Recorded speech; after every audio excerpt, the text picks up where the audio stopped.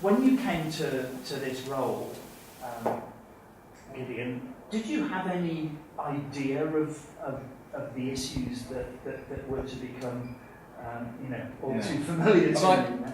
I think I thought I did. I thought I was quite well read and knew what was going on, but I had no idea. No, I didn't. I had no idea. It was like a rabbit hole I fell down. And like everything I eat now, everything I do, is you sort of look and you realise that we're not. I didn't know what was going on in the whole world and the whole world of food production and the environment. It's quite. There's a curtain, I think, in mainstream media that hides a lot of it. And so I didn't know. I thought I did. I thought I was really well read, and I realised I wasn't. And coming out of it, Emma, I don't know if you've got anything to add on that front. Did you feel that you had a decent knowledge of this before you came in as an actor into this production?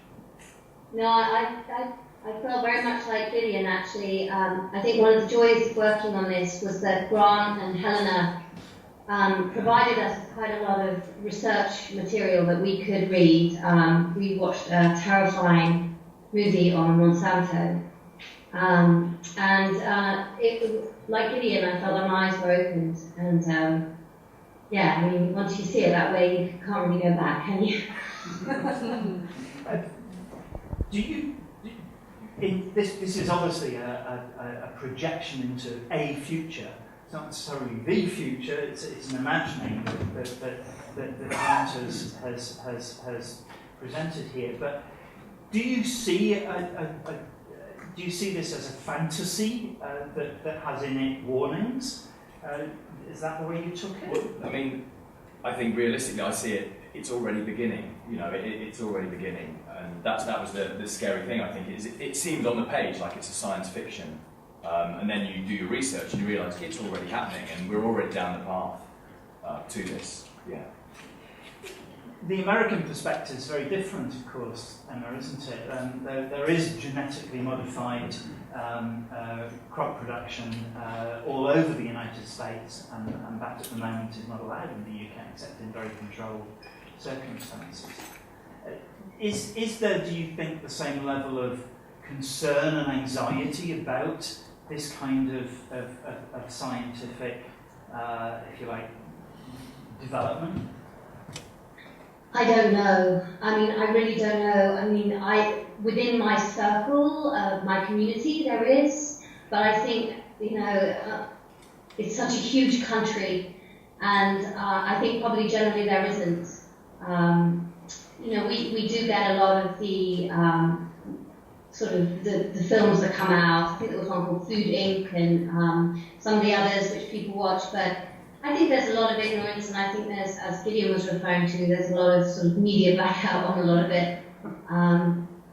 But again, I'm not an expert. I sort of approach the role from the point of view as a performer, interpreting how the character would exist in that world, and I kind of left the science to Grant and Helena, really, to inform us.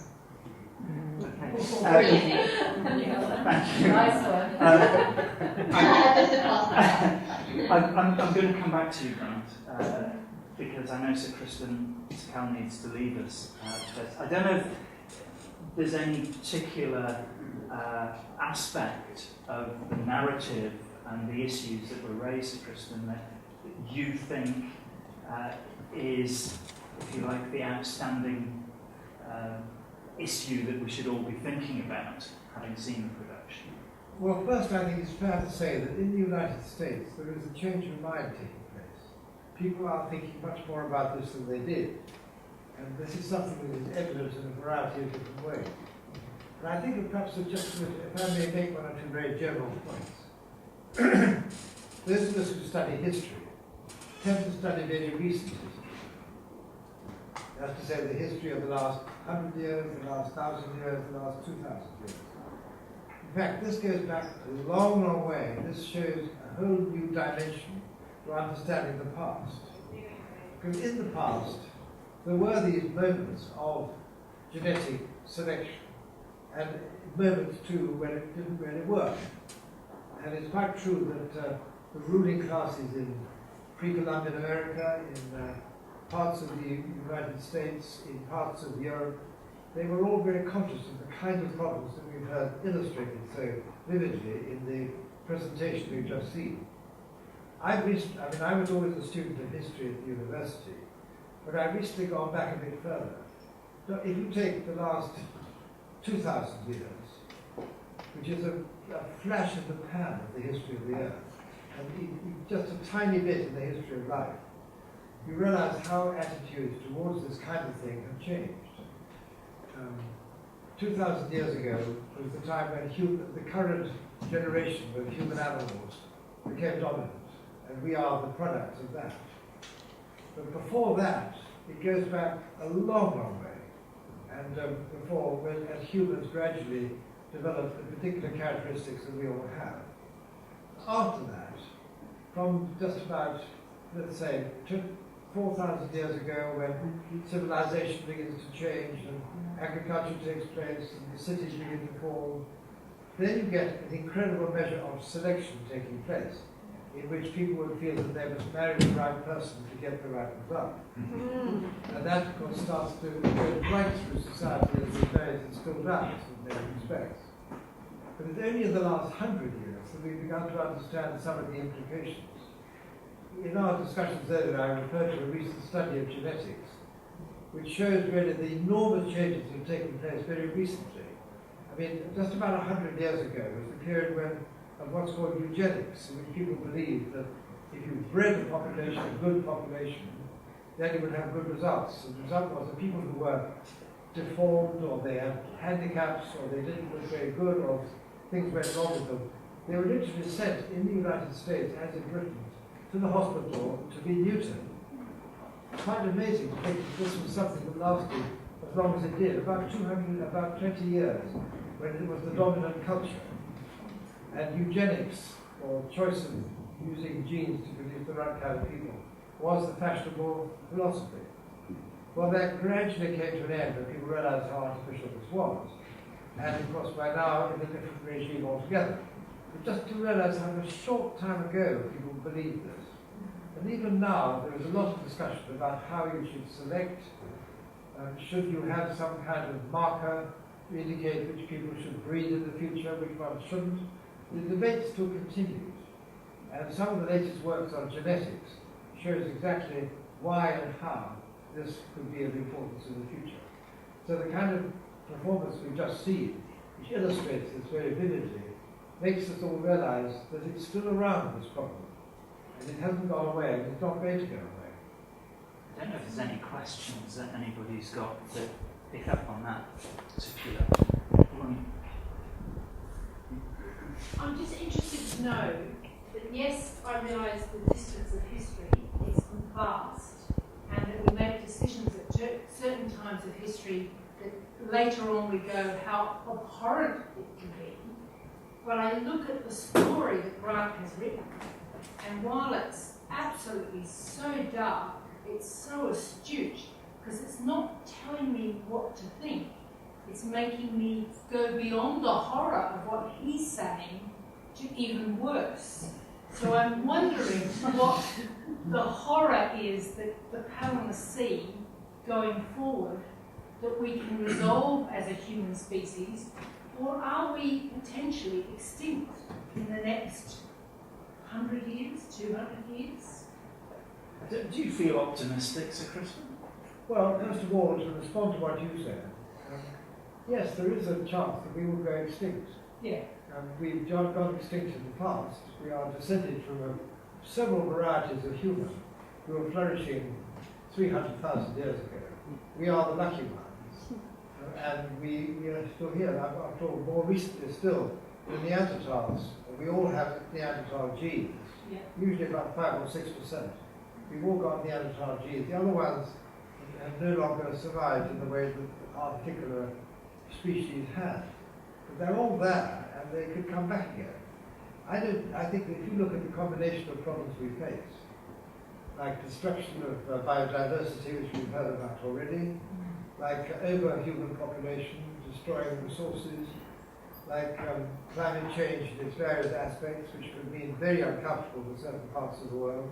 If all those things come together and the humans become extinct, well, let's be surprised. We're not there to watch it, but it will happen. It could well happen. In which case you might find another of our subspecies would achieve the kind of dominant position that we have at the moment. So just look at our species with a critical eye and realize that a lot of the things we heard in that presentation are very relevant to what we think today about almost everything. And you said, am I optimistic? Yes. And the answer is yes, I am. By nature, I'm optimist. And I can see that although we do face all these huge problems, it's institutions like this which are ready to look at them and to take remedial action. Because a lot of the problems we face at the moment are problems that we can solve if we try. And those people still don't understand what the problems are. And so I think they've changed a lot in the last 10, 15 years.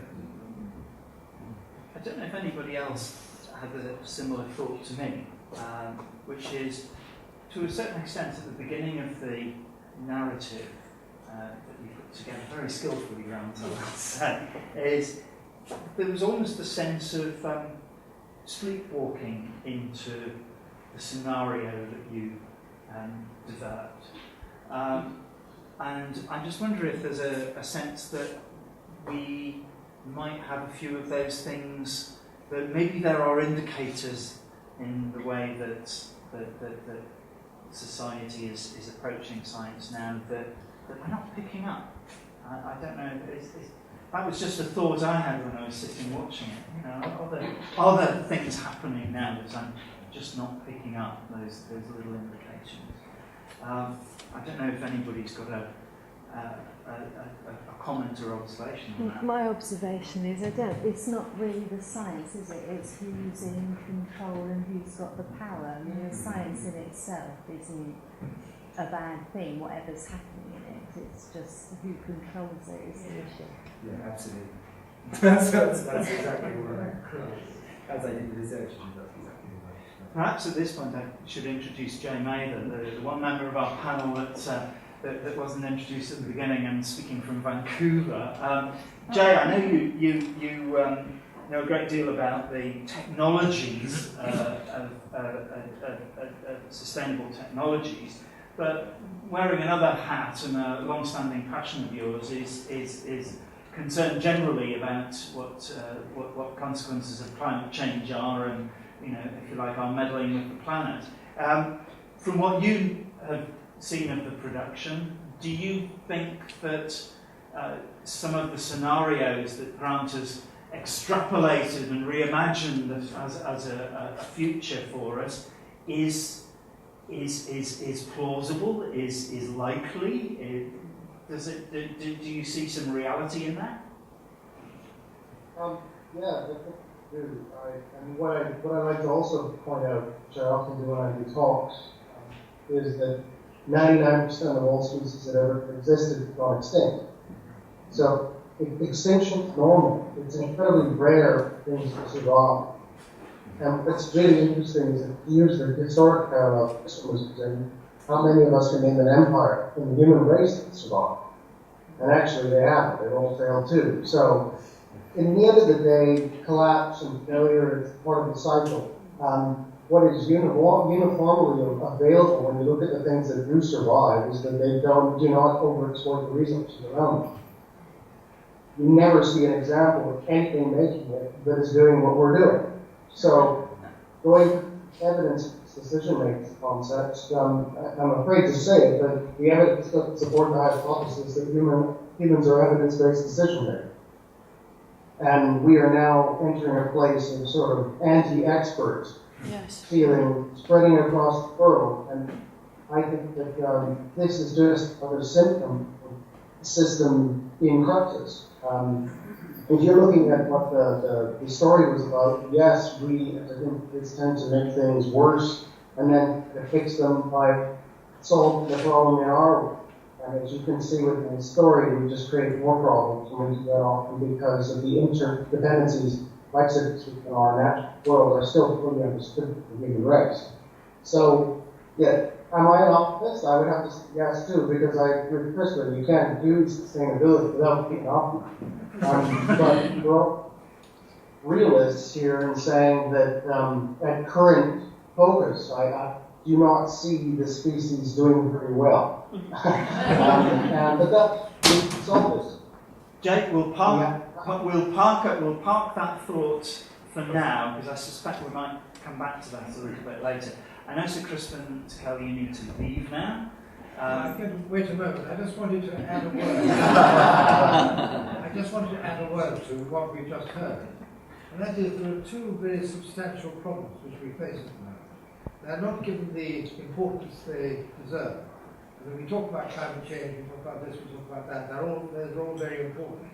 But the two critical issues relating to our species are, first of all, the loss of biodiversity, which could have tremendous effects when organisms in part of the chain of life are made extinct by human inadvertence.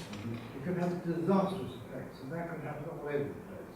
So point number one for urgent action for people to realize how important it is and do something about it is loss of biodiversity. And the second one, which again people feel a bit embarrassed about, is the multiplication of our species. Yes. The increase in the human population is something which is quite staggering when you think about it. Again, although people are beginning to talk about it in a sensible way, you don't find a lot of people drawing appropriate attention to human multiplication. And I just add that in the case of biodiversity, there are lots of things that you can do to cherish the various species in the food chains on which we depend. I won't go into them now, but there are a lot of them. Another question of population, a key issue is the role of women. Where you find that the societies have women with the same sort of status as men, where they have control of their bodies, you find that population tends to ease out. And that is particularly true in the Middle East and in Africa. So a lot of it relates again to other issues, like the role of women, like the multiplicity of organs on which we depend for our daily lives. But I think we have to recognize those as being as important as they are, and stop worrying about things like Brexit and other things that are very annoying, irritating and catastrophic in their own ways. But they aren't actually a sort of species threatening as the two other issues I mentioned. So Crispin, as ever, you take our discussions to very, very interesting places. Thank you very much for joining us. I do know you need to leave now, so I'm sorry. Thank you very much. I think you get your own work.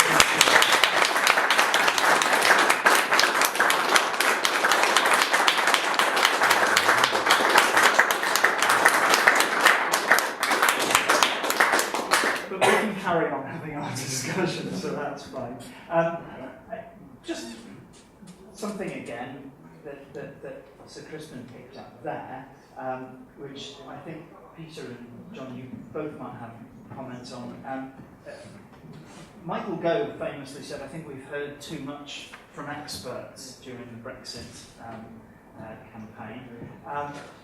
Do you fear that at all that despite the fact that there is good evidence, there are good ideas, there's innovative science going on, that, if you like, that is being trumped, if you like, by the way in which society talks about issues. If I could comment, in a sense, as Crispin was talking about sort of lengthy history and large periodic sessions that created by extinction or otherwise. From my point of view as an educator, we're looking at transfer both of knowledge, understanding and development almost on a generational basis. And whereas a lot of my postgraduate students are looking at future scenarios that you described, that is a very linear dimension. And that will change the thinking process. So by looking at, in my case, design and how it will operate at this generational level, we might look at the new scenario, but we will see the change now. So it's back stepping from that and seeing what impact it can have now. But it's like the fox chasing the rabbit. Unfortunately, the rabbit keeps moving. So that goal seeking, that futuring has to change at each step. And it's looking at the platforms that we develop that from is where we have big confidence. And I think that's where we work as educators. So either when we're working at schools, at home, in local communities, it doesn't have to be higher education. It can be any point where education is an issue. I mean, you mentioned Brexit. And other elements that are very topical, very pertinent at the moment. But a lot of the rationale and the dissent that comes from that is about lack of awareness, the lack of understanding of the real issues, and how we can have a voice in there. So what I'm arguing about here is more transparency. So you talk about scientific innovation. It can be very accessible if it's put in an accessible framework. Yeah. More often than not, it's kept in a silo, and we hear the results at the end. We really get a chance to comment on the process, and I think that's what we need to benefit. What about you, Peter? Because I know you've had an interest in, if you like, how people imagine the future, and I don't think you could do your job as a Britain's greenest developer without having a vision of the future. Do you feel you're battling through, if you like, a quagmire of prejudice at all? I think there's two elements of this. I think that, Gove's comment, what was it? British people telling us well. I think there is some, it rang true with a lot of people, and I think that, I think experts, and I think we're all experts on this panel, I think we do need to learn to communicate differently with people. We did some workshops with potential housing purchasers about 2 years ago. And they said, we just don't understand what you mean when you say talk about sustainability and the co-sustainable homes and renewable energy. We have no idea what you mean. So I think part of the reaction there is actually a languaging problem on our side, that we're not good enough at communicating ideas clearly enough to people. And I think it's always, when you pick up an element of professional competency, you want to kind of show it off a bit. And out goes the jargon and that sort of language. So although I think Gove is an arse, I think he has a point. I think the other thing, and obviously Brexit, it's sticky and it can't go away. But one of the things that was found actually in deeper analysis was that the biggest correlation amongst the Brexit voters was actually around traditionalism. And the strongest correlation was actually those who were supported the death penalty. I think it was a 75% correlation, which was pretty shocking. So, part of that traditionalism is a reaction to progressive environmental policies. So I think that the environment we have now is actually somewhat threatened. I was saying to my sons a few weeks ago, there was no way I could have had a career thus far in green development without European regulations. I think with Miliband and Vancouver, we sort of talked about zero carbon about 10 years ago. He was sure he wanted to implement zero carbon, ironically, for this year, and Vancouver was actually against it, which he thought it would be too expensive for builders. But in fact, what Miliband was doing was bringing forward a European directive 10 years early. He totally sold it as a bit of British leadership, but in fact it wasn't really, it was just getting ahead of the game. So I think without the European umbrella, and in the context of this discussion, I think we potentially have got issues in terms of the rollback of environmental regulations. And so I think we're going to need, as experts, which we are,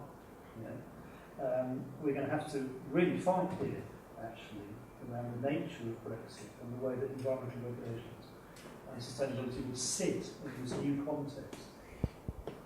I guess Brexit introduces a whole new layer of uncertainty about our future. If it was relatively uncertain because of issues such as climate change and lots of biodiversity, if you like, it becomes the thing that immediately launches itself into the foreground, and we've got to battle through that as well before we maybe even get back to the more existential issues of climate change and so on. Just drawing back to what Grant put before us tonight in this production, has anyone got any questions or thoughts that they want to either put to the panel or make to us all about the way in which the future can very quickly, if you like, become hostile, threatening, because that's certainly some of the intimations that have been introduced just from things that have happened in recent politics. Does anyone share that sense at all? Yeah, I really so enjoyed it. It was so brilliantly done. Thank you so much. My one question is about extinction, that AI particularly, I mean, things are moving so fast. Some jobs we think are solid now aren't going to exist in 5 years, and we don't know what the jobs are in the future. It was really brilliantly done, but there was no sense that AI was part of that framing of the narrative. My next piece is about AI. I'm ahead of the game, obviously. So funny you should say that. Yeah. So it is. Yeah. I mean, yes. I think that's a really fascinating area, which is the next thing I'm kind of getting into now, because I think we were talking earlier on really about human evolution and what are the next stages and how is that? Where are we now? What is going to happen in the future? And for me, I think questions like genetic engineering and AI are going to be the big areas that we're going to start going to in the future. In fact, we were talking earlier, and Sir Crispin was saying that he thinks that there will need to be supranational treaties between countries, so that we have to think about these things together. We have to work out what we're going to do. We have to plan and organise. We have to start doing that, as you said, right now. Well, Charles, you've got a background as an evolutionary psychologist. Psychologist? Did I get that right? Yeah. I did get mixed up. Did you pick up any sense of pattern? Because I think that's what evolutionary psychologists look at, isn't it? Do you see patterns that Grant's picked up in his story that are familiar to you? Oh yeah, absolutely. And not so much me, but in terms of picking up patterns of what's going on now, as we were saying earlier, the issue is timing. None of the things are a particular problem. They're all solvable, and they're all on evolutionary curves. The problem is they're all happening. You've still got time. In evolutionary psychology, a wave coming along. You throw a brick in the pond, the wave's going out, they hit the sides, then they start coming back and smashing into the waves going out. It's disruptive, but it's totally natural. But the cycle is minimum 100 to 300 years, but for the tiniest little click. But for big changes, talking thousands of years. Here we face somewhere between 50 and 100 years of sea level rises and stuff going on. There's not even enough time for that particular scenario to happen, to be honest. 3 meters of water, it's not going to happen. So there's all this stuff going on. There is no time for the evolutionary phase change, which is colleagues at Cambridge, not me. I'm long out of the profession, but they've plotted all this out with considerable accuracy, and for some years before any of this was known about. These are predictable curves in terms of evolution and evolutionary growth. The problem is the time. So the question is, can we trust ourselves, I guess, to solve problems that we've created, given that we seem very good at not recognising, not hearing the voices that could help us and give us time. Are we in danger of doing everything in the last minute, if you like, the 59th minute of the last hour? It's not a danger, it's the element of humans work. We have to have crisis to force us to change. We don't like change. Even the most people, I'm chucking people in here and seeing if I can catch them, but actually I don't particularly like the changes that I don't want to make. It's like, I really like the ones that I don't like the ones that I don't like. We're all the same. Narratives are nearly always at a community level. They're meaningful at that level, at family level even. And it's about those narratives at the heart of them, about being about our connection with the natural world, and finding lots of creative ways which we can do that. What do you want people to take away? You can't second guess what any member of the audience is going to do, but what do you hope they will take away and how they will respond to it? I think what you can hope for as a writer or as a storyteller is that you start at the base. So for me personally, I feel very privileged that I'm commissioned to write something, to write about issues that are very important to me, and work with people who share those interests. And what I really want to do as a writer is to try and present those ideas to people and start that debate, start them talking, researching. And actually, for me, it was very interesting doing this project, and we were thinking a lot about it in terms of the transmedia project. So it wouldn't just be this play. This play would be part of an ecology of other storytelling that went right across different platforms, and various characters from this universe would interact with one another. And they would go right across various, we do film, theatre, web series, and we use social media as a platform for storytelling. So really go right into the network of social media and start to try to get people to discuss things. What I want this play to do is to throw out questions that people will want to think about. And it's really as simple as that. And what I like about the transmedia element of it is if we can keep pushing this stuff out, it's like throwing a stone in the pool and watching the ripples go out. I don't want people to necessarily agree with me. I don't want people to, I want people to have an argument. I don't know myself. All I can do is respond to the things that I read about. Is to respond, is to react to those things, and then ask an audience and ask other people what they think, and then together we try and find a way through it. And basically that's what I want. I want people to start thinking. So that's what I hope from this Well, play. you did tell the audience about the web series that's going to come on, which is a follow-on as well. So a good example of that is we've just shot a web series which is called Agriculture, and that is it's a dramatic web series which takes place within the Lamellar Project universe, and it takes place about 20 years after the events in the play. And that's our first sort of transmedia thing that we're doing. But it's the first of many other things. So there's a kind of Lamellar Project universe, I'm afraid. It's going on forever.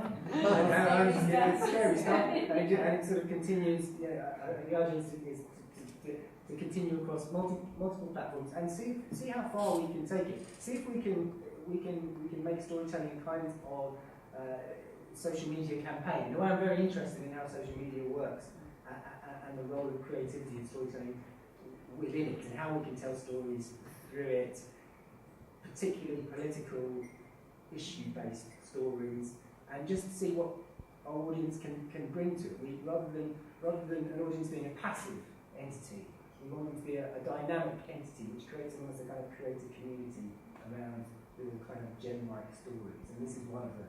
Now you fill this with a sort of call to action. That seems entirely appropriate place to bring it to a close. So So thank you all very much. Thank you for coming. And I think thanks particularly to Grant, to Emma and to Gideon for putting together, and it must be said, the rest of I can't remember the name. Helena, the director, there in the audience. For bringing this to us. Thank you very much. Hugely thought-provoking. And hopefully we'll all send our own ripples out in various directions as a consequence of seeing it. So thank you all very much.